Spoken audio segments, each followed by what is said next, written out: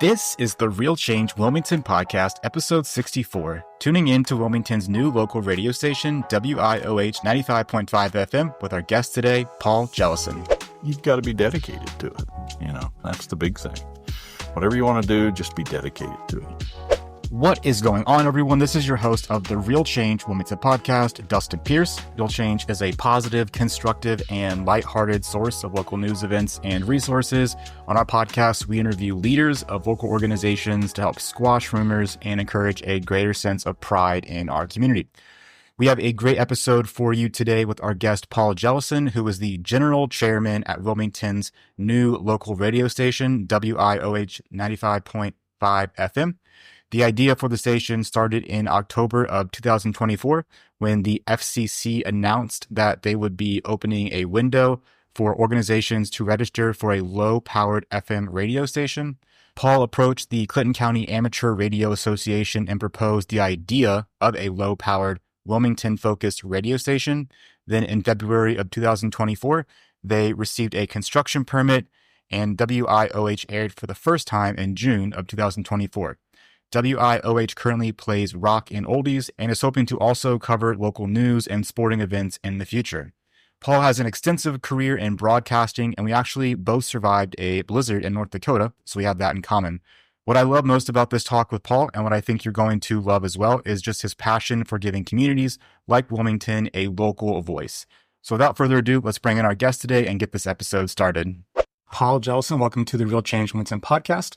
Paul is the general chairman for WIOH 95.9. And before we get into that, we're going to just get to know about you more as a person. So I want you to start by telling us where you're from and how you got to Wilmington. Well, I am originally from Athens, Ohio, over in the eastern part of the state. I moved here I actually lived in Athens taking care of my mom for about 6 months. And from there, I had lived in Littleton, Colorado. And before that, I was in Mason, Ohio. And before that, I was in Springfield. And then there's a couple places in between, but kind of close to those areas. So, yeah. Were you in Mason for what's the towers they're called? There's Voice of America. Two sets of Voice of America. Yeah. I actually lived down the road from Voice of America. I was I started working in 1988 for WLW Radio, who is also on Tylersville Road in Mason, and eventually ended up living at that location on Tylersville Road and maintaining the facility, and eventually became the director of engineering. And later went on to become the regional vice president of engineering for the Rocky Mountain region and in other areas around the country for a company called Clear Channel, and then later became iHeart Radio. So I departed my employ with them in 2022 after 34 years. Decided to take it easy and, do other things, and I think I've been busier than ever. Yeah. So how did you get into radio? Did you go to school for that? Were you, as a kid, really interested in radio? Well, my dad used to tell me stories of actually listening to WLW and other radio stations at the house we lived in the Plains, just outside of Athens, Ohio, which, by the way, is the home of Joe Burrow. And anyhow, he would tell me about radio and amateur radio. And I was fortunate enough to have a father at the time who was about 44 years old when I was born. And I really think that age caused him to have a different perspective than a lot of young parents. And I was able to gain my interest, and he nurtured it. And I can remember as a kid laying in bed listening to far-off radio stations as far as 10 or 11. I remember he got me a little 7-transistor GE radio, ran off a 9-volt battery that I used to listen to, and that evolved into CB radio and listening to shortwave and all that stuff. So, yeah, I've kind of been doing this my whole life and had interests in it. That and motorcycles. Okay. Do you still ride motorcycles? I do. Still got one. Yeah. So then did you go to college for radio? I did not. I actually got married very early. Still married to the same lady, and we started our life. And I actually learned to become a machinist in Jackson, Ohio, part of a manpower training for us underprivileged Appalachians. So I got I don't know, 9 months probably of training to become a machinist. Went to work in Springfield, Ohio. And I still loved my passion for electronics, and eventually turned my machinist work into electronics. And I took some classes at local, I don't know if you call it a college. It was more like a trade school, tech school kind of thing in Springfield. So I learned the basics there. And then at about that time, I got interested in amateur radio. And I read books, and there's several books that I literally read cover to cover and pretty well memorized it. And they were by some absolute experts in the field. And so I'm self-taught on a lot of this stuff. Yeah. So I went to Ohio State for some seminars and some continuing stuff, but, credit hour here, credit hour there, but nothing formal. Yeah. Yeah. I feel like people who are more expert in things generally go above and beyond the classroom anyways. So, yeah, I was told by several people that if you really, really want to be, and I've told this to my kids as well. So if you really want to be an expert in your field, you need to immerse in it for at least 10,000 hours. And not that you need to count the hours, but I think that kind of points out that you've got to be dedicated to it. Mm-hmm. That's the big thing. Whatever you want to do, just be dedicated to it. So is a machinist the person who does die cutting? Is that what that is? That would be a die cutter, would be a machinist. Yes. Okay. A die maker is that's kind of the high end, because you have to be very precision, because a lot of times the dies, it's called a tool and die maker. Mm-hmm. And the dies are what you make to make the other pieces that you sell. Is typically how that works. You have somebody that makes something to make something. Mm-hmm. So the first step of that's got to be really right. And if it's not, then everything else is wrong. Yeah. And how did you meet your wife? We went to the same church together in the Plains, Ohio, and I used to sit behind her and pull her hair, and literally known each other since we were kids. Yeah, she used to absolutely hate me because I would sit behind her and pull her hair. And her dad told her, you know why he does that? It's because he likes you. Mm-hmm. And then one thing led to another, and 50 years later, we've been married 50 years. So, yeah, this year. That's pretty cool. Yeah. And how many kids do you guys have? We have 3 kids, 5 grandkids, 2 boys and a girl. We just got together yesterday and had Grandma Cookie Day, and all the kids, they made cookies, and the whole family was there, had a great time, and all the kids and grandkids and granddogs, and yeah, we do it old school. So your kids are all in the area then? Cincinnati, Lebanon, and then our son's staying with us right now. He is handling a project for us. We're building some cabins down in Athens on some land down there. Okay. And we've got the cabins built. They are waiting to be delivered on site, and we'll be doing those Airbnb down there. Yeah. That sounds like a fun project. Yeah, it is a great project, and it's on the land that my wife grew up on. And so, yeah, and it's a beautiful piece of property. We got about 20 acres down there. And wow. Yeah, it's got a nice creek running through it. Yeah. And yeah, it's cool. How many cottages? We're starting with 3, and we'll see how that goes. And then, if that looks like it's going to work, then we'll put some more on. And then I want to probably put one up on the hillside with our personal cabin up there, we may rent it out, but it's pretty much going to be ours, so we can go down there and hang out. Because, I say it's just a gorgeous piece of property. You got, like I said, a creek, and it's got rock face on a hillside. Yeah, it's a cool place. That's awesome. Yeah. So outside of radio now, what are some of your hobbies? Well, of course, amateur radio, ham radio. I ride motorcycles, and What kind of motorcycles? I have a cruiser. I used to ride off-road, dirt bikes, race, that kind of stuff. Living in Athens, Ohio was a great place to get off-road and do things back when you could do that kind of stuff. So had a lot of fun doing that. My current bike is a Kawasaki Vulcan Nomad, which is a cruiser, big cruiser bike. My wife and I have been all over the country on that. Been to Sturgis. Everybody's got to go to Sturgis and Custer and up through Wyoming and down to Albuquerque. And we did a lot of that when we were out in Littleton, Colorado. So, yeah. That's fun. And then we like to travel some.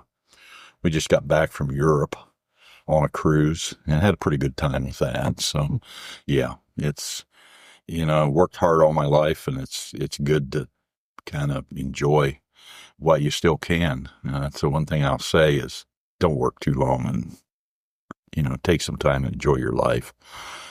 Yeah. You got to do that. Yeah. It's not like you enjoy what you do, though, too. So, well, that's the other thing. I do enjoy what I do. And even though I retired, technically, well, I shouldn't say I retired. I actually made that point very clear when I did leave iHeart in 2022 that I'm not retiring. I'm just leaving iHeart.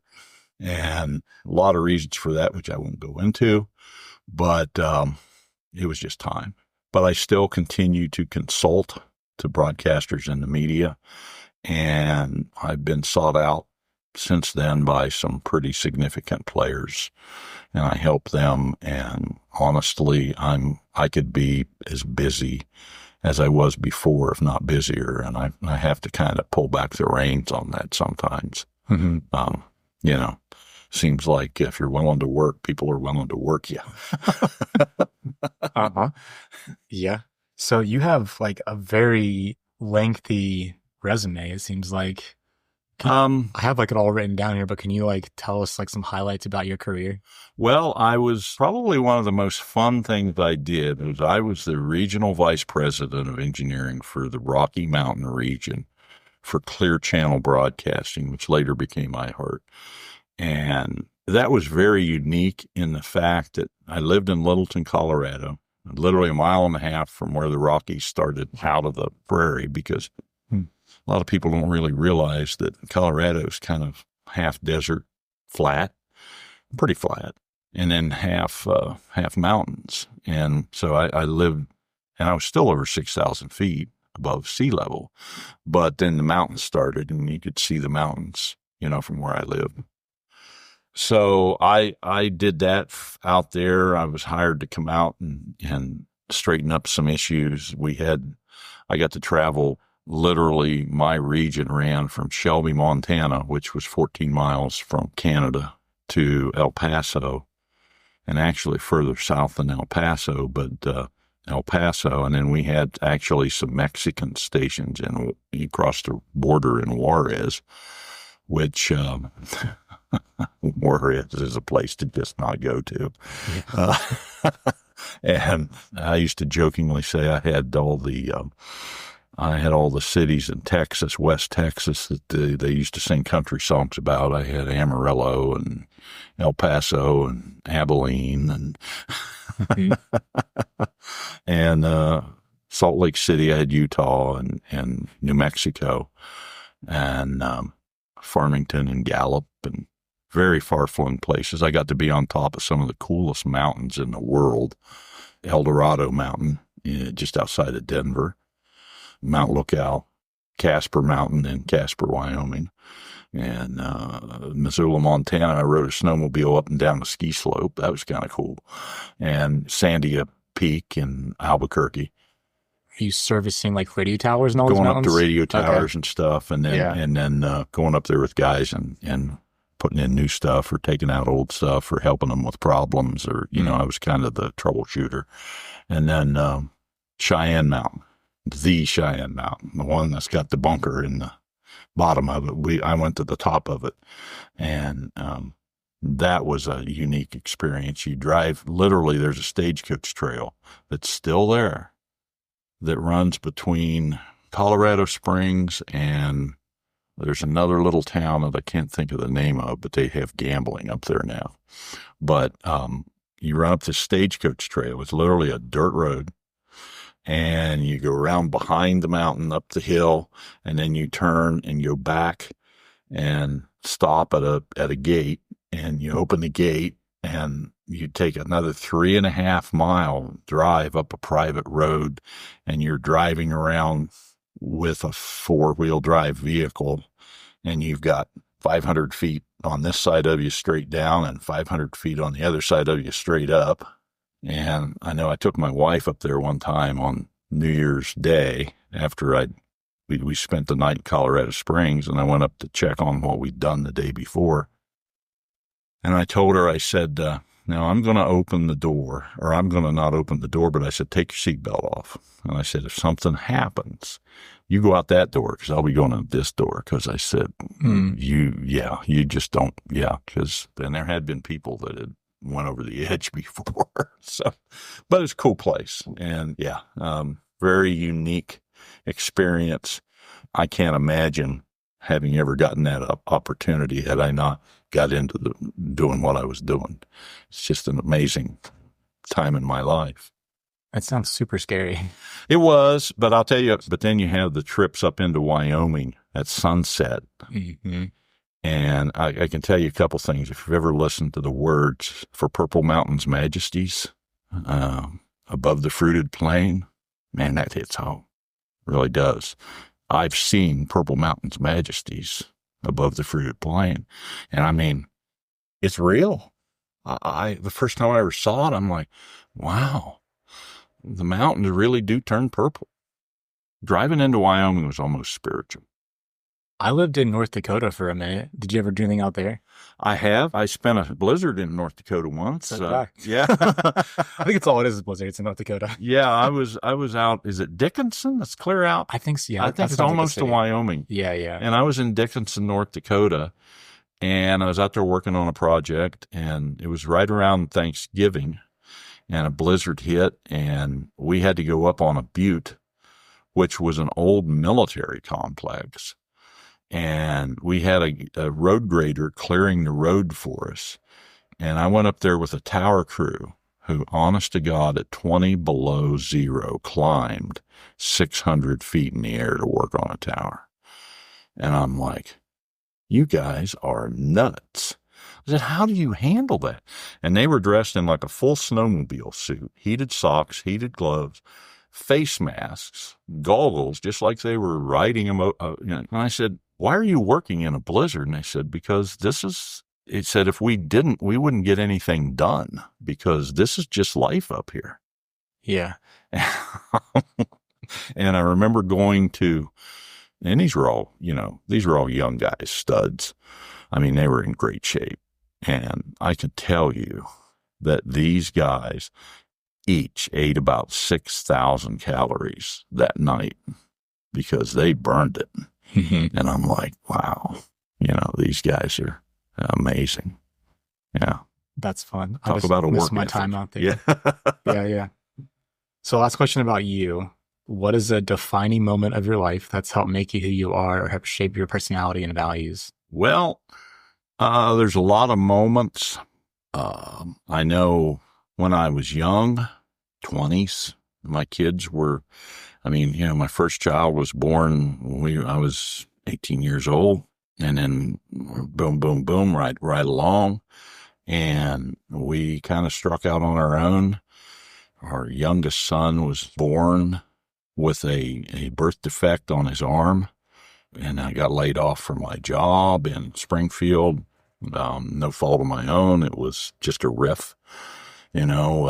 We got on the wrong side of the fuel crisis back in the day in the 1980s. And while everybody else was recovering, we were not. And so we ended up getting laid off. So I'm sitting here with 3 kids, one with some health issues.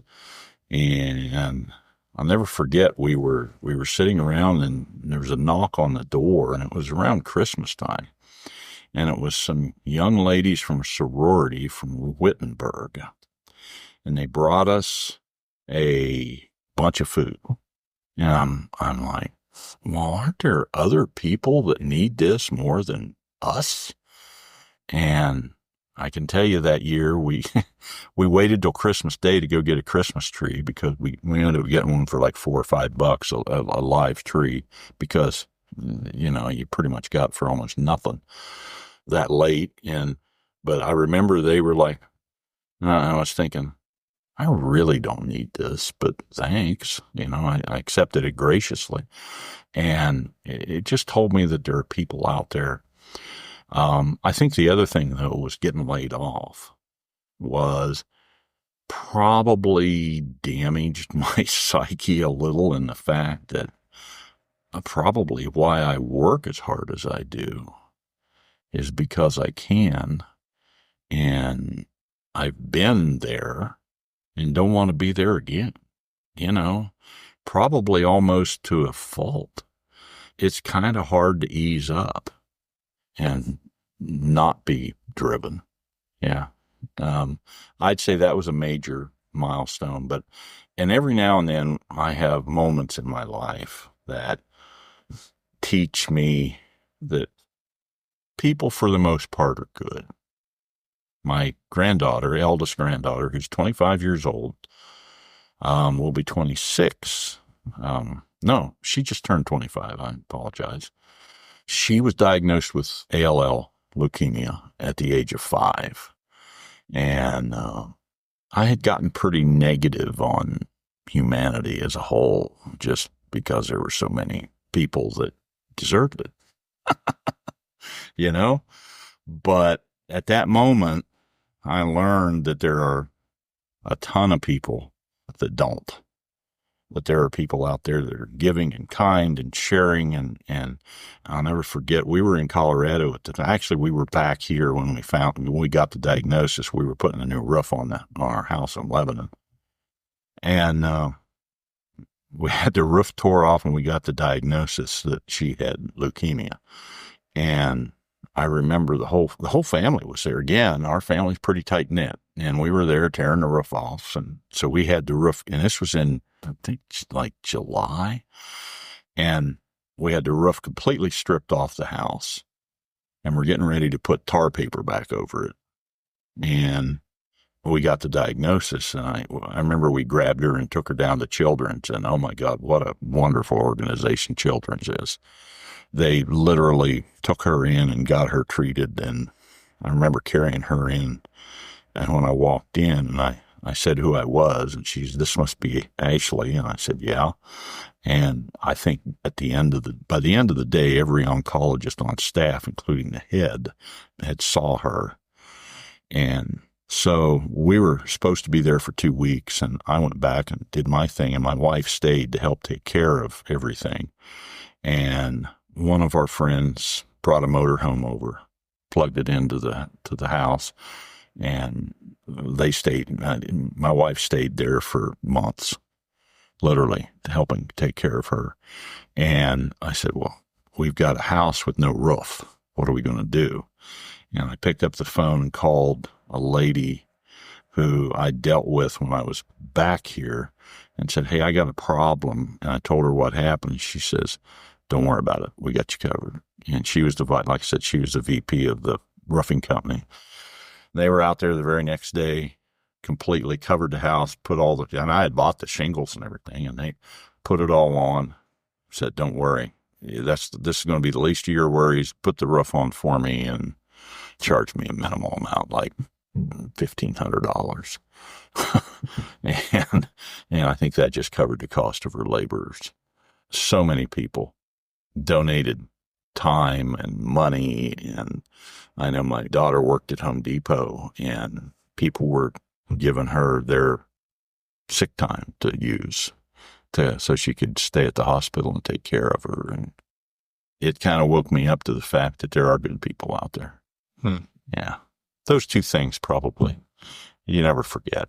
Mm-hmm. Yeah. So after you got let go, did you become like a bitter person until that moment or Well, something? no, I wasn't. I wouldn't say I was bitter. Mm-hmm. It seemed like all the things always just kind of worked out. Mm-hmm. I remember I got laid off, and I was working on electronics in the basement of the house and working on stuff and radios and doing things. And, I was hustling and whatever you hustle to make the money. Yeah. And we had gotten to the point, though, we was having a tough time making house payments, and all $189 a month of it, I might add, what our house payment was. And so we were sitting there, and my wife finally says, look, I got to get down to the welfare office and fill out some paperwork and see if we can get some money to take care of us and feed these kids. And I'm like, yeah, okay, do what you got to do, And we were sitting there filling out, and she had went down there all day, and this is back when you could smoke anywhere. And she said, I went down there, and the place was smoky and nasty and just everything you'd see in any stereotypical movie about being at a welfare office. And she came home pretty dejected and had all this paperwork, and we were sitting down there filling it out, and the phone rings. And the guy says, Paul? Yeah? I said, Victor Dwayne from Dwayne's Mobile Telephone Service. Would you like to have a job fixing pagers? And I said, well, what's it pay? And he said, $6 an hour, which ain't much, but that was pretty decent money back in the day. I was making about 10 or 12 at the time, which again was really decent money in 1982. And I'm like, yeah, sure. So I hung up the phone, walked in, sat down at the table, and ripped the papers up. And I thought my wife was going to kill me. And then I explained to her why. And so things always work out. They do, That's pretty funny. Yeah. Yeah. Okay. So thanks for that background. Now let's get into the radio station. So before the podcast, you talked a bit about the history of the radio station in Wilmington, but can you kind of recap that now for us? Yeah. Well, the radio station, WIOH, is on the air on 95.9, and it's a low power FM. And that radio station is a 501c3. First off, you have to be a nonprofit organization. An individual cannot own the radio station. It has to be owned by a nonprofit entity. Is it AM and FM? Just FM. The LP, I don't know how far down this rabbit hole you want to go, but the low power FMs were created a little bit after 2000 as a result of community uproar about the fact that a lot of radio stations were being siphoned off to big cities. And therefore the local communities were losing their voice, which is one of the reasons why our radio station, one of our IDs says we are a voice for Clinton County. And that's why we do that.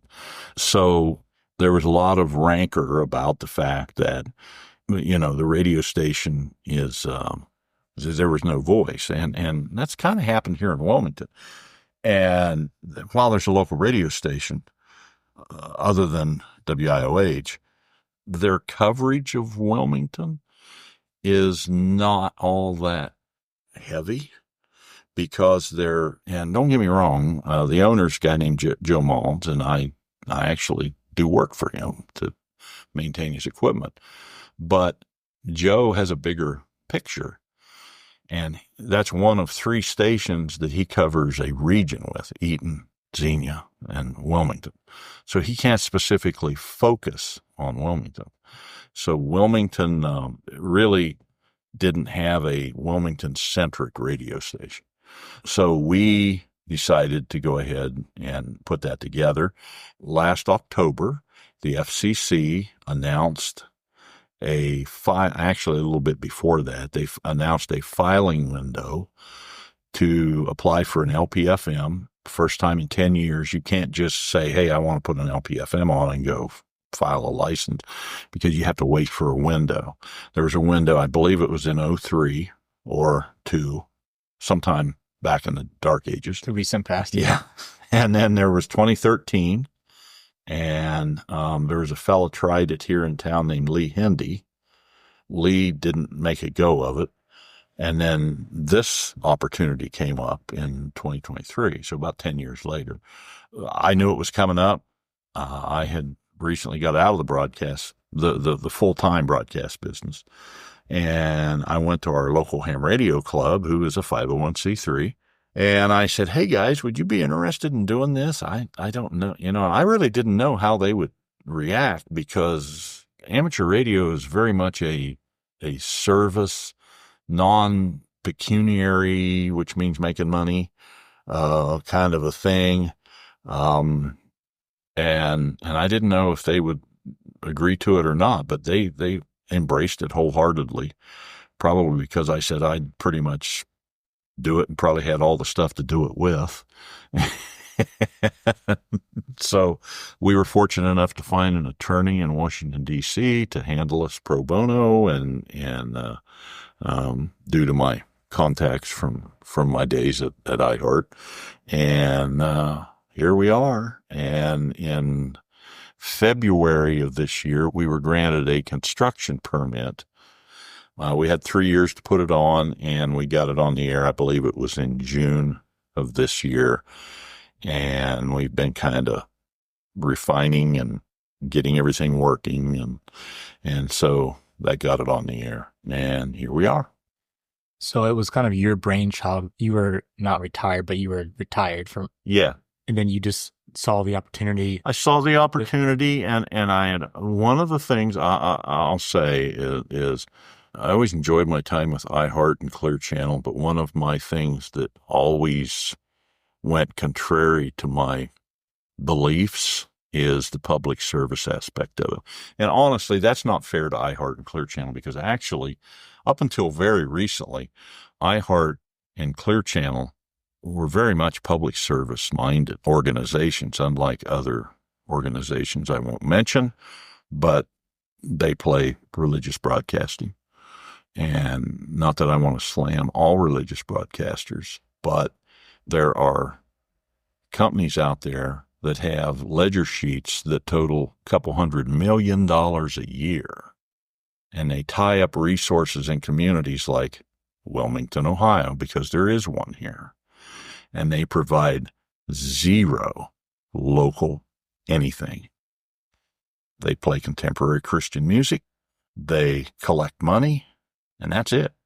You want to put a ball game on the air? No. You want to cover a local event? No. Honestly, that, my opinion, they need to lose their license because they're not fulfilling what they're supposed to be doing. Yet everybody wants to take on people like iHeart, and at least iHeart will play ball games up until recently and do things that they should be doing for the local community. And as such, I always felt strongly, obviously, that's wrong. And that's why I wanted to try to at least right one of these wrongs and give Wilmington. Wilmington hasn't had a local voice since 2003 or 4. Really haven't. No voice. Like I said, Lee Hendy tried. Unfortunately, it didn't work out. And we're trying now. And the only fortunate thing is I've made this about as economical to operate as I can. That's the part that I think my business expertise has helped me over the years is controlling costs. And I've got it down to a bare minimum. But there are some costs out there.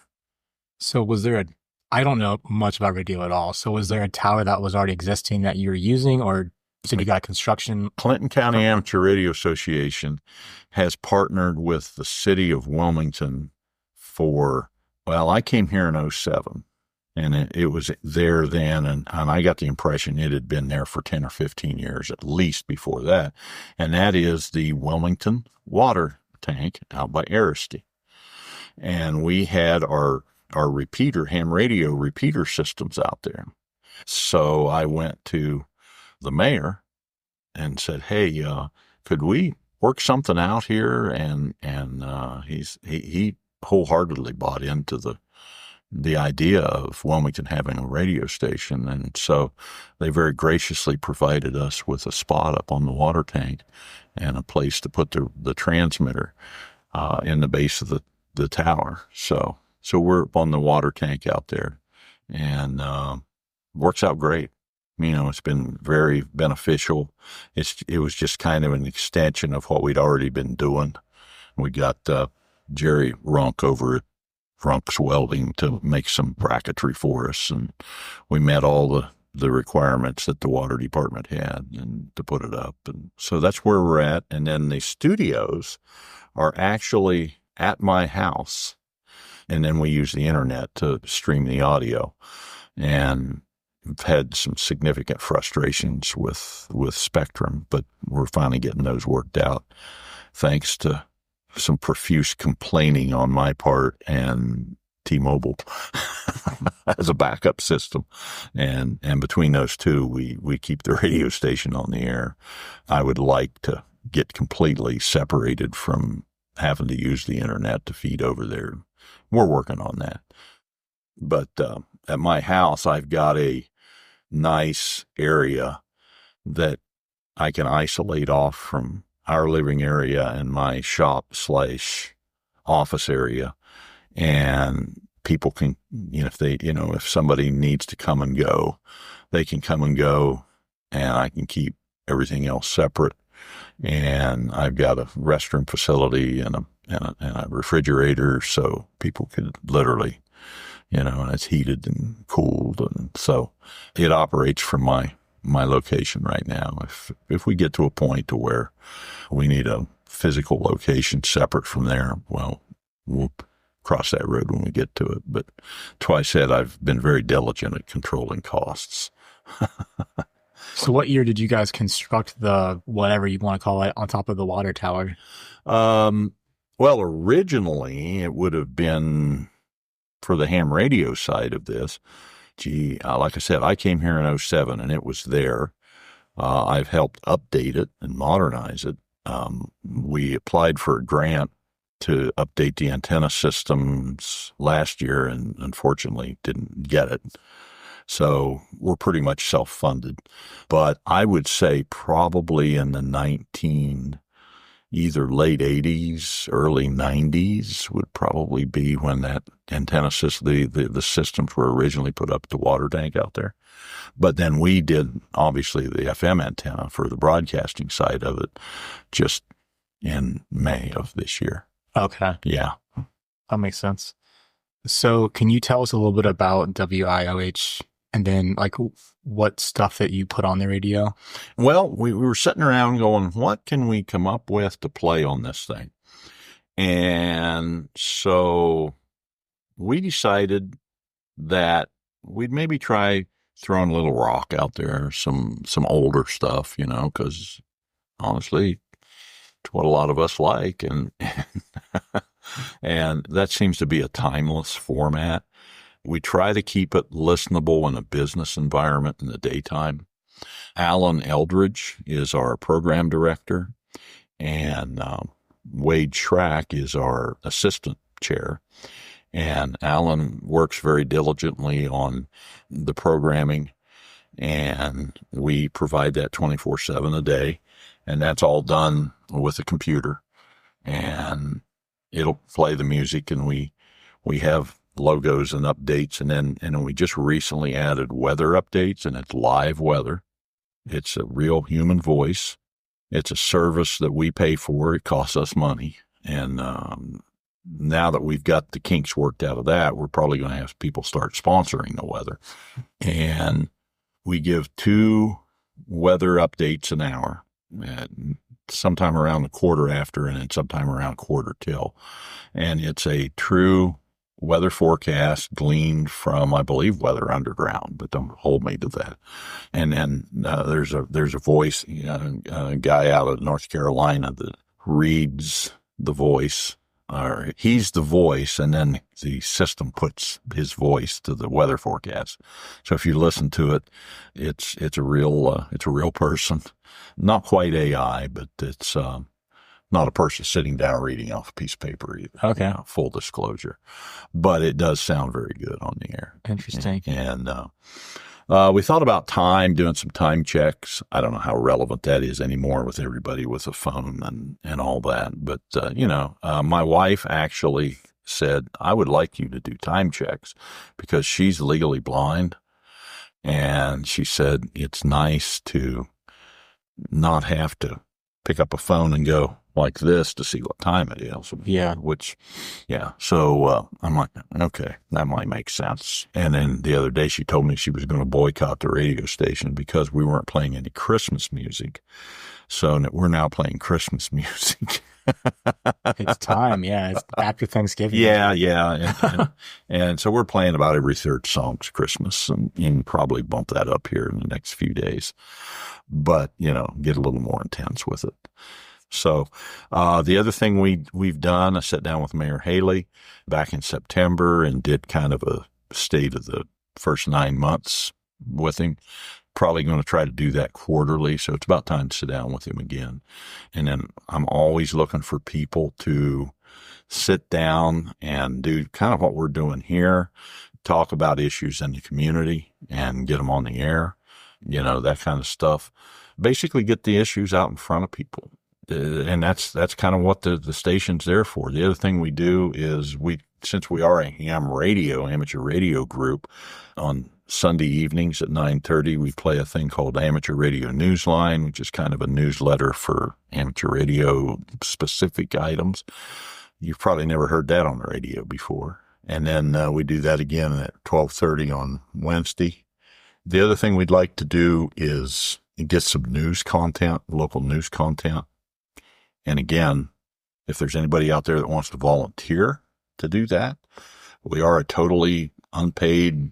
There's, at this point, I can tell you, my investment in this year is probably $25,000 of equipment and money and everything else. And I'm okay with that.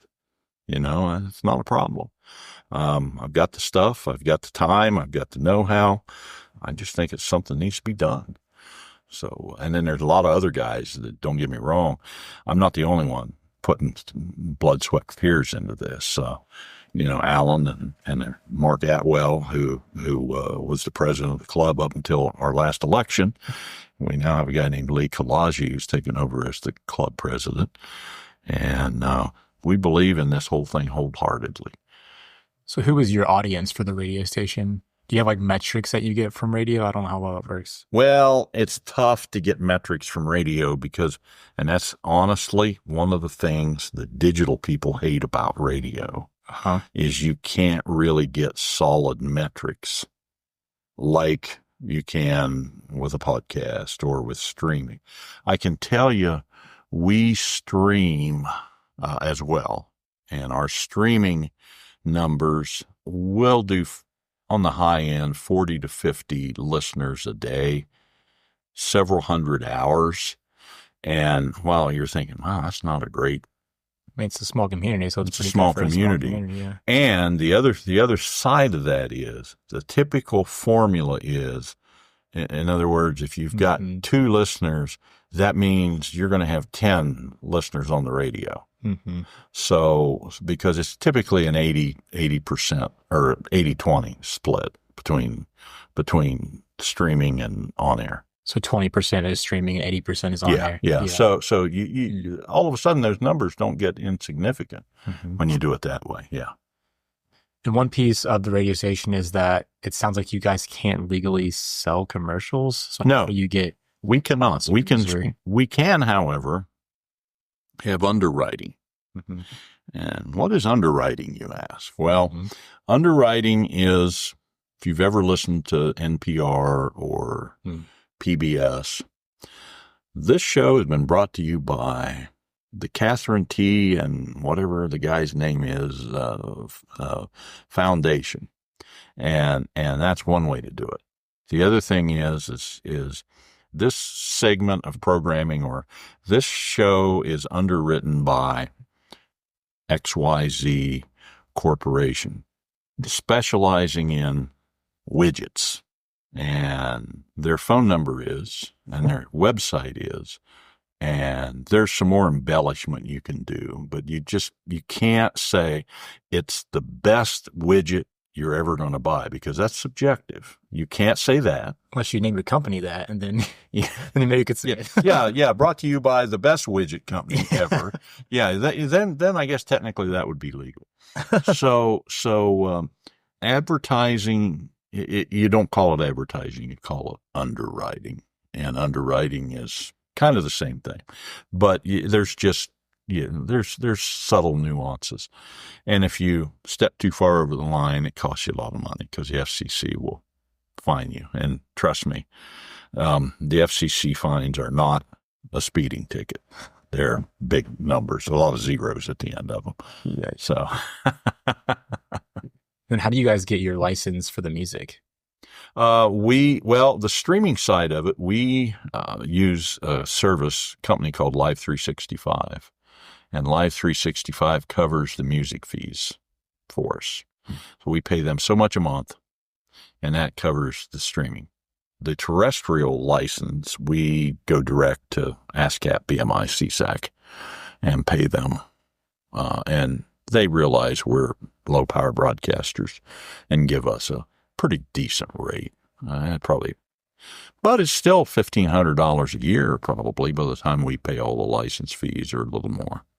So, and then our stream, like I say, we just pay so much a month for our streaming fees and do it that way. I heard a rumor once that if you're a business and you're playing music in your facility, like it's a bar or a coffee shop, that you can't just like put on Spotify. You have to have some kind of license to play music. That's right. Is that true? That is right. Man. Yeah. However, there's rules. Yeah. If you have a PA system, speakers in the ceiling, that's playing, music, that's considered for the benefit of the public. Mm-hmm. So what you do is you pay a license for that. You pay it, and I don't know what the rates are, but I can remember very early on in my broadcasting career, I was counseled by a very wise owner of a radio station up in Springfield. And he told me, he says, never get into those battles with the record company. He says, let the business deal with it, advise them, and then step back. Because he said, these guys can be brutal. However, if you have a boombox, thinking, what's a boombox? Portable radio with speakers. You can set up a radio in your business for your personal consumption. If it happens to be loud enough for the customers to hear it, well, that's okay. But the key to that is you say, this is my personal radio for me to listen to the radio for my consumption as an individual. And the line gets drawn when it goes from being for personal consumption to your public consumer's consumption. That's the line in the sand. Yeah. What about for your personal consumption and maybe your employees too? Like if it's an office space?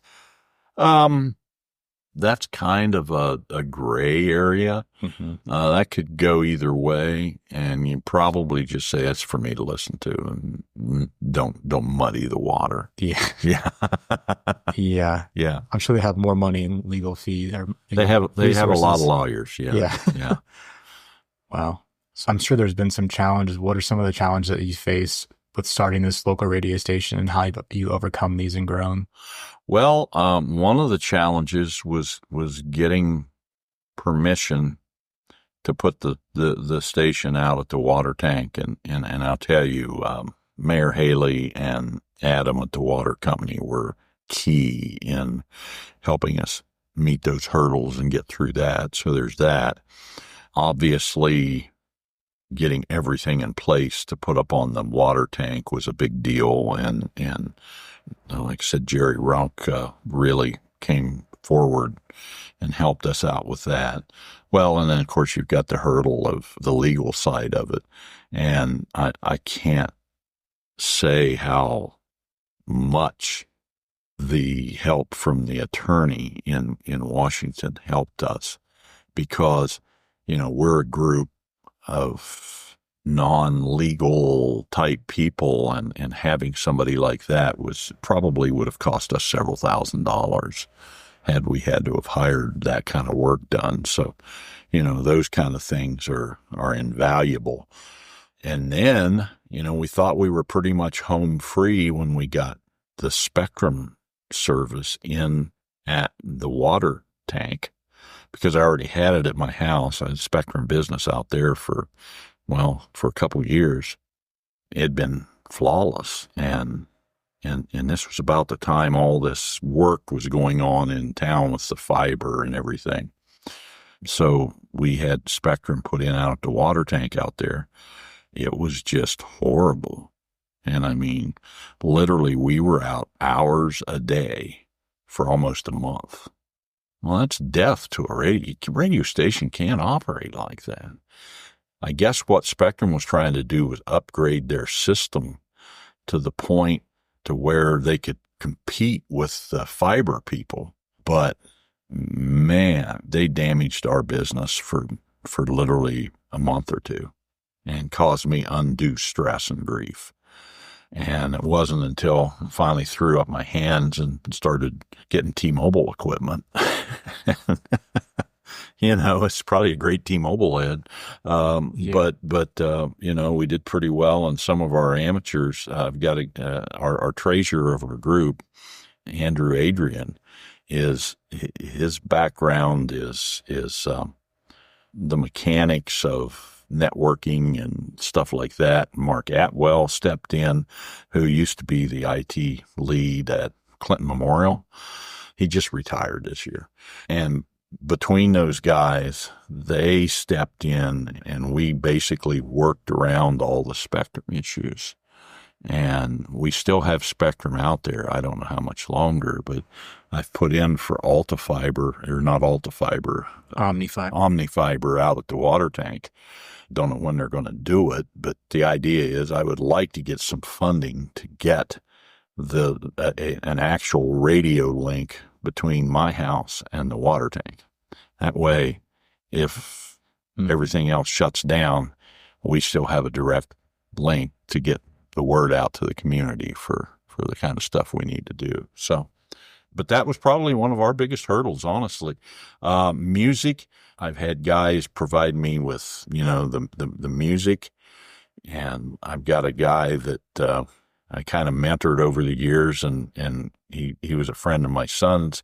My son used to work at Clear Channel in Cincinnati, and there was a guy out of Cincinnati who has helped us with voice work. He's got a national imaging voice, and he's offered to do all kind of stuff for us and has provided us with a lot of music content and production elements and things like that. So we're still a work in progress. We've got a lot of things, a lot of ideas, a lot of stuff we want to do to improve the radio station and give it a more hometown feel. But, news, I'd like to have people come in and do shows. If they want to, if you've got a local artist that wants to do something, thing is, it doesn't need to be a sit down in a traditional studio like at my house. If you want to produce an element, like a podcast or a show or something, and we can make arrangements to air it. We have that technology. So, yeah. So that's the stuff we've got the medium. Yeah. And we just need to get people to help us with content. Always looking for content. Who was the person you said out of Xenia? There's a station called Local Roots. Yeah, Real Roots Radio. Real Roots. Yeah, that's Joe Mullins. And like I say, Joe Mullins is a absolute wonderful person. Trust me. He's a go-getter, yeah. Oh, yeah. Joe's a really good guy. I like Joe. And like I said, I take care of his equipment for him. He is just an absolute, but his model's a little different. And so he's kind of regional, He reached out to us when we first got started to do some content for his station to feature Wilmington, but like we were not at a place to do that. Like, we were barely getting by ourselves. And I'm like, I cannot commit to producing content for this and getting a sponsor and all that stuff. It's overwhelming. If you are now, let's talk. We should talk. I think we're getting there. Yeah, we're getting there. Good. Well, good. Yeah. That's what I want to say next. So next question is what's one of your most proudest accomplishments so far that you've had in the community? I would say just the feedback from, we have a Facebook page and we have stuff. And when you get messages from people going, hey, we're listening to your radio station. We love it. And somebody said the other day, I walked in a doctor's office somewhere and they were playing the radio station. And I'm like, that's what we need. And we need to get our name out. We need to get out in front of people. And that's the biggest, feel good about the whole thing is, this makes it worth it, And the one thing I do want to do is I want to get some sports stuff on. Been talking to Bill Lehrman about that, and up to this point we haven't quite got there yet, but yeah, we've interviewed Bill before. I guess he was big into that sports announcing. He was Bill's big around here, and he worked for the radio stations that kind of left him high and dry, and left the community high and dry too. So yeah. That's funny. So one thing I wanted to ask, and so we obviously have a newspaper, and it just seems like a newspaper is kind of a dying medium. It seems like radio might be considered a podcast, but obviously we still do it. So why do you still do radio for? Well, for the one thing we just talked about earlier is the demise of radio has been predicted since television.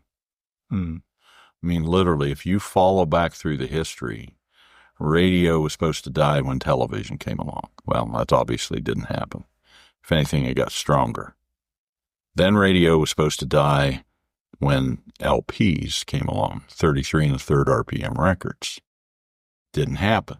Same thing for MP3 players and Spotify and iTunes. And the bottom line about radio is you can get in your car or you can turn on a portable radio, which portable radios aren't as big a thing as they used to be, and turn it on and hear the radio station. You don't have to have a streaming service. You don't have to have a data plan. You don't have to have any of that. It's free. And honestly, the other thing is, like MP3 players and iTunes and all these other things, is you've got to physically interact with it to hear your playlist. You've got to tell it what you want to listen to. And now AI and some of that stuff has made it a whole lot easier, but still it involves time on your part. And people don't necessarily want to deal with that. They want to hear music. And in Christmas, they want to hear Christmas music. And as long as you get a lot of what they want to listen to right, they're going to listen to the other stuff. And like a lot of things that I think we overanalyze media delivery, and we end up living in an echo box where we hear what we hear because the algorithm thinks that's what we want to hear. And we don't know what we don't know. You don't know you might want to hear Tchaikovsky, or you don't know you might want to hear Three Dog Night, or you don't know you might want to hear Justin Bieber or whoever. And you think, I probably wouldn't have sought that out, but that's not half bad. And the one compliment we get on our radio station is you guys play some of the most off-the-wall stuff, but we love it. That's the danger of trying to give people what they want is, you give them what they want, but you isolate them in their own little container, and that's not fair. Yeah. Are there any, so this is a question we always ask our guests is there any stigmas or rumors in the community that you've heard about yourself that aren't true? that maybe have made you laugh that you'd want to address? Well, I don't know about stigmas, but I don't even know whether to say this or not. And I don't mean any harm by it, but I know people have said to us, and maybe as time goes on and we prove ourselves, that will go away. But I just want to make everybody understand that we're in this not to make money and not for an ego trip. We are in this to provide community service. And unlike some of the attempts in the past, I believe we've got the experts in place to make this happen right. And I'll just leave that statement on the table right there. Not say any more, if that makes sense. Yeah. You guys are less than a year old then, right? Oh, yeah. Yeah. I mean, literally October of last year, we held a board meeting up at the hospital. Yeah. And this was first brought up. So, yeah. And we filed the application in December with the FCC.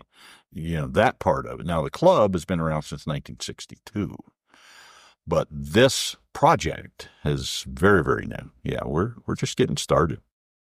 There was some negative Nancy's on Facebook when we first started about the quality of our recordings, and I'm like, yikes, we're just getting started, people. So yeah, give us some grace.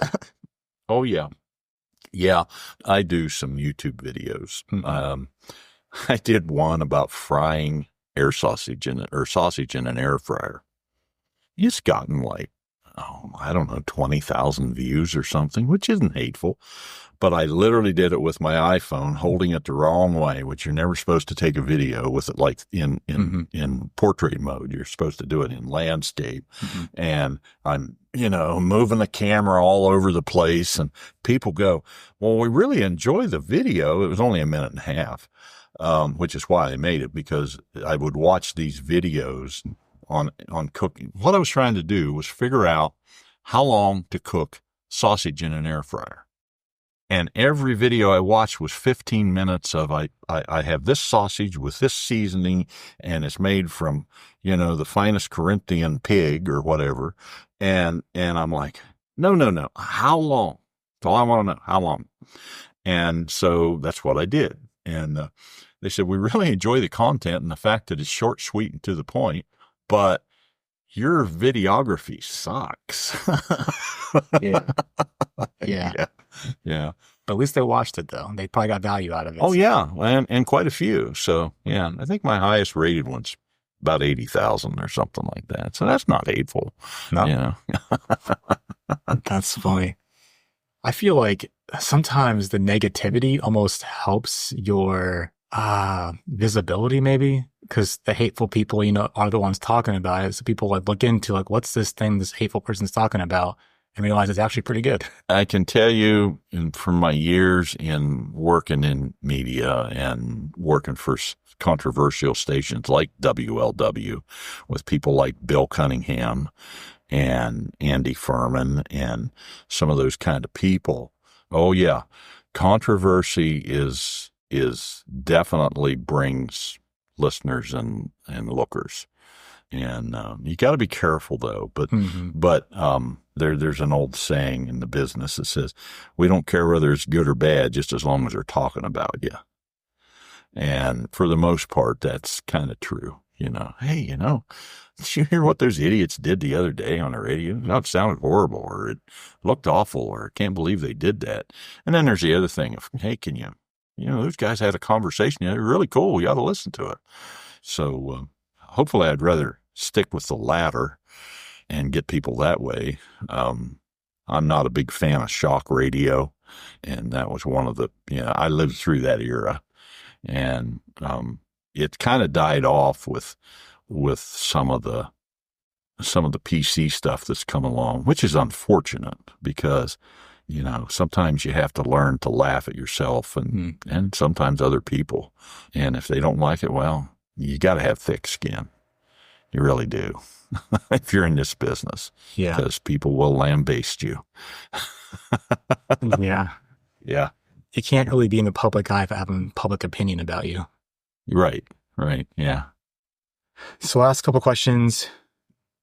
What's a quote or a piece of wisdom that's helped guide you that you like to share with other people? Probably one of my things is never say no. You can't do that. Say how you can do just about anything you want to. It's just a matter of how much it's going to cost. And I actually was told that by a CEO of a company once. Don't ever tell me no.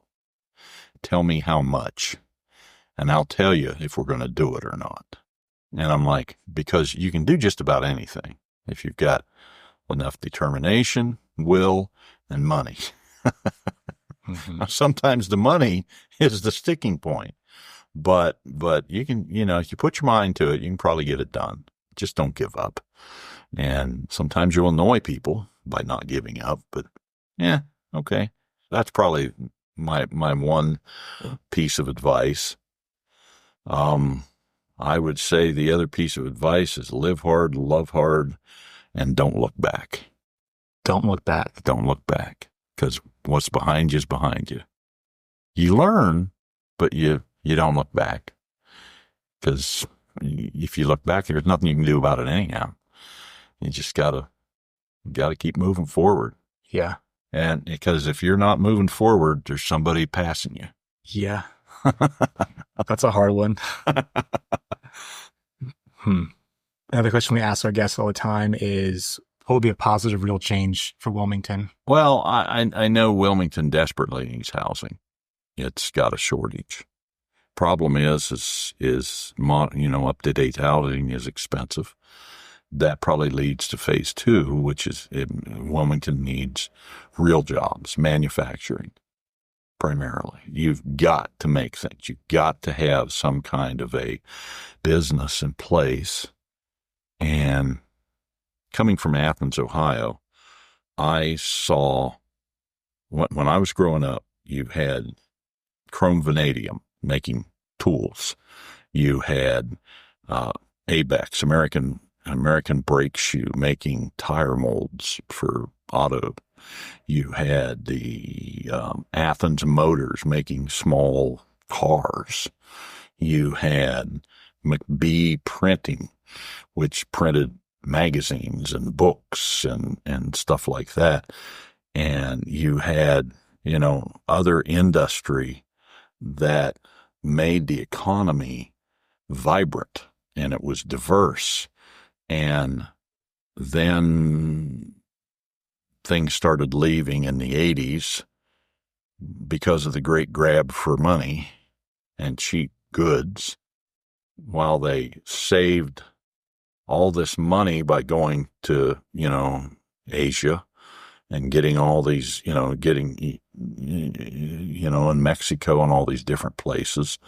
They damaged the country at the cost of lining pockets. And now we're realizing that, hey, we got to get some of this stuff back, and we've got to stop looking down our nose at people that work for a living. I don't know where I'd be if I hadn't have gotten that job working in Springfield, Ohio, that got me out of Appalachia. Because now you've got Ohio University, who is totally content to have everybody doing what they're doing because it's a cheap labor force. And you've got healthcare. And that's the only industry, if you want to call it that, in Athens, Ohio. And I don't see Wilmington as being much different. I guess there are a couple of companies here. You've got the airport and the Port Authority, and we need to be getting stuff in there wholeheartedly. I mean, one of the biggest damages to this community I saw was when DHL went out. I came into town about 6 months before that. I saw my property value drop tremendously. And the problem is I think every community in the country is in this shape. Yeah, we've got to get that kind of stuff back. And I realized that it's never going to be the way it was. But the other side of that is the people that's wanting these jobs has to be willing to put out the effort for it. And here's what I mean by that. I walked into Lowe's a few years ago, and I looked at levels. I wanted a 4-foot level. And there was a Stanley made in China. $30. Really nice level, very nicely constructed. Really nicely constructed. There was all these different ones, and there was a really nice laminated wood level, like $60, made in Tennessee. And I went, okay, I like that. It looks nice. It's American made. I'll buy it. I doubled the cost of what I was getting to put my money where my mouth was. And I took it home. And the thing about a level that my father taught me is the way you check a level is you lay it on a table and then you reverse it 180 degrees. And if it reads the same, the level's accurate. It was off by about a half a bubble. And I'm like, oh. I was so disappointed on so many levels. And so I went back to the store and took it back and I said, this is defective. Every one of them from that company in Tennessee was the same way. And I went, how did this get shipped? And never seen them again in the store, probably because for the same reason other people. I mean, I can't tell you how disappointed I was in not only the fact that I couldn't buy American, I couldn't even buy a functioning product that was made in America. Mm-hmm. So the people making it have to give a damn. Yeah. Yeah. We don't owe anybody anything. No, I don't want to get too political, and because I'm not very politically savvy, but I listen to Dave Ramsey's podcast sometimes, Mm-hmm. and I guess he had Donald Trump on or something. Yeah. And I just got a snippet of it about putting like tariffs on businesses to help make it more competitive because they ship out, I assume, I don't know, they're shipping out jobs and then they put tariffs on it when they bring it back. So like that it. Tariffs are a slippery slope. Yeah. I don't. You I don't want to get into this, but yeah, but putting it out tariffs there. are a slippery slope, and I get what he's trying to do. Yeah. But I can tell you, we'll see how that goes. Sure. Trump's not a stupid man, Mm-hmm. so I think he'll probably use that. And I know everybody right now. There's a lot of people with DTS. I don't know if you know what DTS is, Donald Trump syndrome, or but I'm like, and it's like, look, the world's not going to end. Yeah. The world didn't end with the former, For sure. or with the present, and it's not going to end now, and it didn't end back then. And trust me, I went through Jimmy Carter, and I love the man. He's a sweet man. But, oh my God. And he tried, that's where the 55 mile an hour speed limit came from. Before then it was 60. And that's where that's the thing. A lot of people don't know this history, and I'm old enough to know that, good or bad. And, he did price fix or froze prices on like gasoline. My dad drove a gas truck for the Shell Oil Company and a local bulk supplier down in Athens.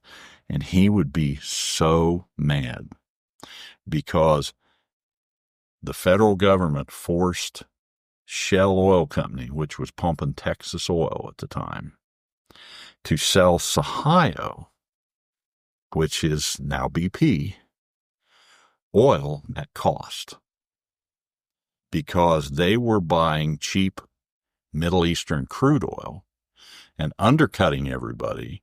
And then when the Arab oil embargo came along, they were about to go out of business.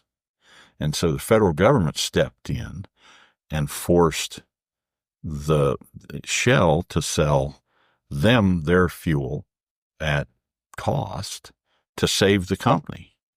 It should have never happened. You should have said, well, boys, you picked your bed, lie in it, go out of business. But Ohio was too big to fail. Good or bad, that's the problem you get with government meddling in business. Sometimes, you just have to let things break, Mm-hmm. and they'll fix themselves, and it won't be pretty. Yeah. And I've been through broke, because there was nobody there to bail me out. Yeah. When the oil industry went the other way, and I'm fine. I'm actually finer than fine. It caused me to probably go in a career path that I would have never otherwise. So, yeah. What's the quote like? Hard times make for hard men, and it's sort of like a circular quote. Yeah, I know what hard times make for hard men make for easy times make for like weak men, weak men make for hard times as it goes around. Yeah, it's a big circle. What goes around comes around. I try to give my kids as much as I could. I will say, though, I am extremely proud to say that every one of my kids have run their own business, which is pretty good. And they've all been fairly successful at it. But I've tried to teach them a work ethic. I taught them how to change their own oil, even my daughter. And I taught them how to change a tire. And I taught them how to, you got to be self-sufficient. Yeah. And drive a stick. Oh, yeah. That's a good skill. Surprising how many people can't. I wish my truck had a stick shift, but fortunately it has a sports mode, which is kind of close. Yeah. So, Paul, how can people get in contact with you or learn more about the radio station? Well, WIOH.org is our radio station website. And if you want to listen to the radio station and you're not within range of the station, you can click the Listen Live button. You can hear us right there. It's free to stream, and I know it works all over the world because I was listening to the weather forecasts while I was on the coast of Spain. So that was kind of cool. I'm like, hey, look at this. This is neat. WIOH.org. And if you want to find out more about the Clinton County Amateur Radio Association, it's ccara.net, which is our other group. And if you want to call, 937-556-5419 will ring right straight into my office. And you can get a hold of me there, paul.jellison@wioh.org. Awesome. Thanks, Paul. Thanks for what you do in our community. Hey, no problem. Well, that's it for our podcast today, folks. I hope you enjoyed our interview with Paul Jellison at Wilmington's new local radio station, WIOH 95.5 FM. If you have any more questions for Paul or ideas, feel free to reach out to him directly. If he will talk to us dorks, he will certainly talk to you as well, because after all, we are a community of empowered individuals. If you want to get in touch with Real Change Wilmington, you can contact us at our website, realchangewilmington.com, visit our Facebook and Instagram pages, or grab a free copy of our local newspaper at Kroger, Sam's Meats, and Fiesta Veracruz. We also currently send our newspaper direct mail to over 2,500 Wilmington residents a month. So if you want to help us cover our printing costs and advertise your local business, event, or job posting, please email advertise@realchangewilmington.com. With that, I'm your host, Dustin Pierce. Keep it real, Wilmington.